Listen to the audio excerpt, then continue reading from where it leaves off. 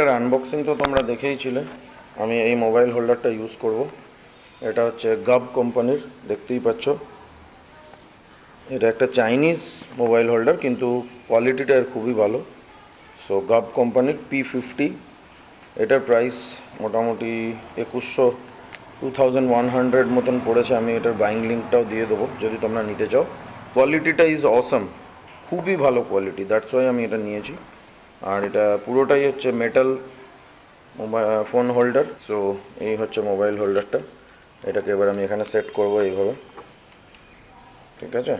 একটু আমি সেট করছি, সেট করতে করতে আমি ভিডিওটা করছি, দেখতে থাকো তোমরা।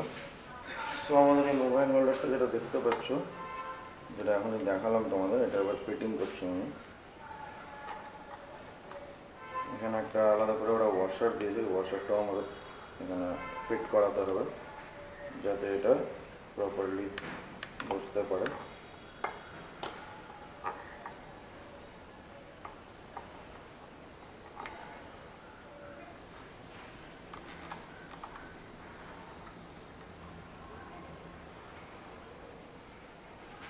এখানে একটা 4mm Allen key দিয়েছে ওরা, সেটা দিয়ে আমি টাইট করে নেব।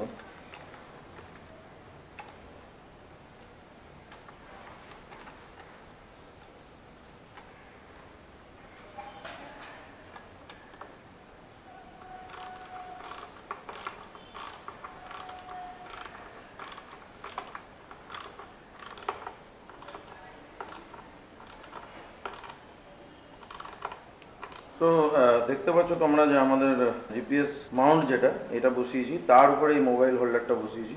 তো আমাদের মোটামুটি এটা ডান। এবার আমরা এই যে উইন্ড স্ক্রিনটা খুলেছিলাম, এই উইন্ড স্ক্রিনটাকে লাগিয়ে দেবো।